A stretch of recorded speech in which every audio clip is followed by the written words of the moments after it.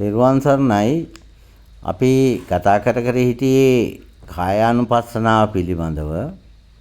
එතකොට මේ කායානුපස්සනාවේ සවිඥානික හා අවිඥානික ක්‍රියාවලියන් දෙකක් තියෙනවා කියන එක පිළිබඳව තමයි කතා කර හිටියේ. ඒ අවිඥානික ක්‍රියාවලියේ අපිට දැනෙන ක්‍රියාවලියක් හා අපිට නොදැනෙන ක්‍රියාවලියක් තියෙන බව තමයි අපි කතා කරේ. එතකොට මේ කායානුපස්සනාව කියලා කියන්නේ මේ කය පිළිබඳව කය ක්‍රියා කරන පිළිවෙල පිළිබඳව හරියාකාර අවබෝධයට පත්වීම තමයි කායානුපස්සනාව කියන්නේ කියන එක අපි විග්‍රහ කරලා දෙනු ලැබුවා. එතකොට මේ කායානුපස්සනාවේ දෙවෙනි අදියර දෙවෙනි කොටස තමයි මේ මොහොතේ කතා කරන්නට බලාපොරොත්තු වෙන්නේ.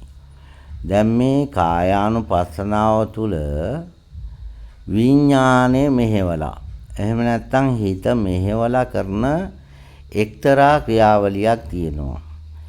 ඒකේ සිත මෙහෙवला කරන කටයුතු අපි මේ ජීවිතයේ හැටියට දකිනවා. එතකොට ජීවිතය කියලා කියන්නේ අපේ මේ සිතේ ඇතිවෙනා වූ ක්‍රියාවලියකට අනුව මේ කය මෙහෙवला කටයුතු කරන එක තමයි සවිඥානික ක්‍රියාවලිය කියලා කියන්නේ. එතකොට මේ සිත මෙහෙवला කරන කටයුත්ත. ඒ කියන්නේ සිතේ යම්කිසි සිතිවිල්ලක් ඇති වෙලා ඒ ඇති වෙන සිතිවිල්ලට අනුව කය මෙහෙवला කරන කටයුත්ත අපි ජීවිතය කියලා අපි හඳුන්වනවා. එතකොට මේ සිත මෙහෙवला කරන කටයුත්තේදී සංඛාර ගොඩ නැගෙනවා. මොකද්ද මේ සංඛාර කියලා කියන්නේ? සිතවිල්ලෙන් සිතවිල්ලට මාරු වෙවි සිතවිලි පරම්පරාවක් මේ සිත තුළ නිර්මාණය වීම සංඛාර හැටියට අපි සලකනවා. අන්නේ සංඛාර ඇති වෙන්න විඥානේ සකස් වෙනවා. ඒ විඥානේ සකස් වුණාට පස්සේ නැවත ඒ විඥානේ මව කුසක බැස ගන්නවා. නැවත જાතියක් භවයක් කරා මේ විඥානය අරගෙන යනවා. ඒ තුලින් නැවත උපතක් සිදු වෙලා නැවත මේ දුක් විඳින සංසාරයේ ගමන් කරන්න සිද්ධ වෙනවා.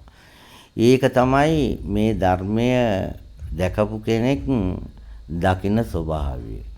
එතකොට අපිට මේ සිතේ සිතවිල්ලක් හට අරගෙන ඒ සිතවිල්ල නැති වෙලා ඒ සිතවිල්ල නැවත හට ගන්නවා. ඒ සිතවිල්ල නැති වෙලා නැවත සිතවිල්ලක් හට ගන්නවා. ඒ සිතවිල්ල නැති වෙලා නැවත සිතවිල්ලක් හට ගන්නවා. මේකට සිතවිලි පරම්පරාවක් කියලා කියනවා. සංඛාර කියලා කියනවා.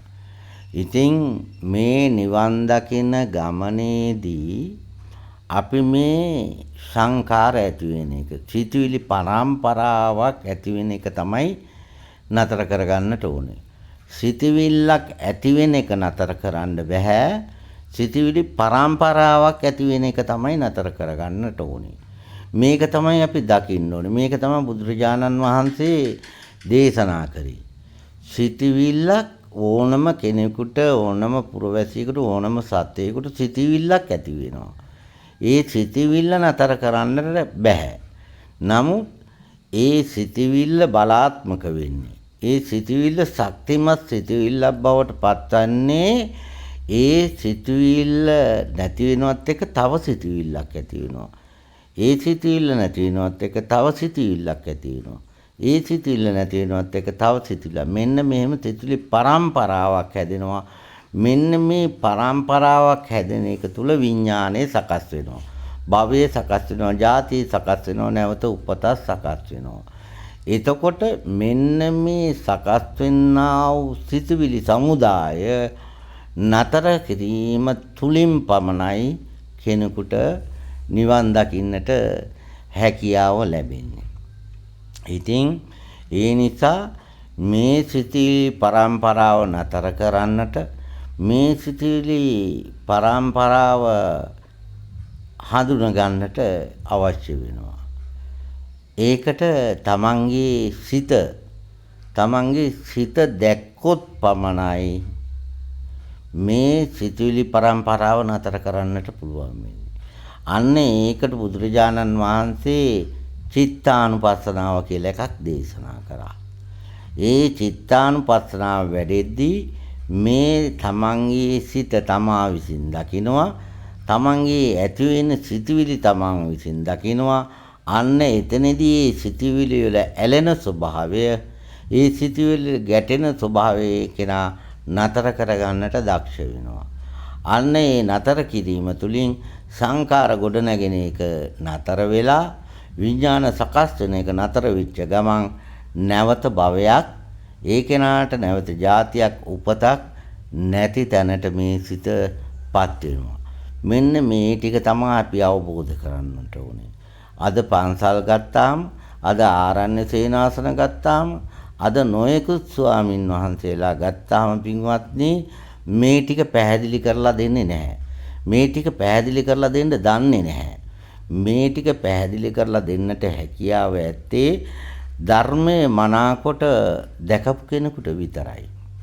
එතකොට මේ කෙනෙක් අහන ප්‍රශ්නයක් තමයි ධර්මයේ දැක්ක කෙනෙක් තුලින් වැරදි වෙන්නට බැරිද? වැරදි වෙන්නට පුළුවන්. ඒ කෙනාට රාගය ඇති වෙන්නේ නැද? රාගය ඇති වෙන්නට පුළුවන්. ඒ කෙනාට දේශය ඇති වෙන්නේ නැද? දේශය ඇති වෙන්නට පුළුවන්. මේ සියල්ල නැති වෙන්නේ රහත් වෙද්දි පමණයි. ඒතරින් යහා මාර්ගඵල තුල මේවා අඩු වැඩි වශයෙන් තියෙන බව මතක් කරන්නට ඕනේ.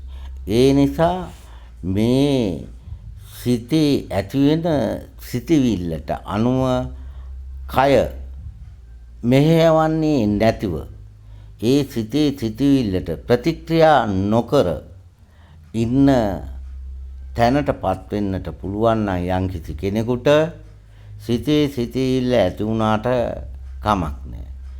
ඒ සිතේ ඇති වෙන සිතවිල්ලට නැවත සිතවිලි හදමින් ඒකට ප්‍රතික්‍රියා කරමින් කටයුතු කිරීම තුළමයි මේ කෙලෙස් නිර්මාණය වෙන්නේ. මෙන්න මේ ටික පින්වත්නි අවබෝධ කරගත්ත කෙනා කායානුපස්සනාව සම්පූර්ණයෙන් අවබෝධ කරගෙන සෝතාපන්න ඵලයේ පිහිටිය කෙනෙක් බවට පත් වෙනවා. ඒ කෙනා නැවත කිසිම දාක මේ සංසාර ගමනේ සතර අපායේ නොඉපදෙන කෙනෙක් බවට පත් වෙනවා. ඒ වගේම භව 7කට ඔහුගේ ගමන් මාර්ගය සීමා වෙන බව බුදු පියාණන් වහන්සේ දේශනා කරනවා. ඒ හින්දා පින්වත්නි පන්සල්වල එහෙම නැත්නම් ආරණ්‍ය සේනාසනවල එහෙම නැත්නම් වෙනත් ස්ථානයක මේ කායානුපස්සනාව විග්‍රහ කරන ආකාරයේ වැරද්දක් පවතින බව අපිට පේන්න තියෙනවා.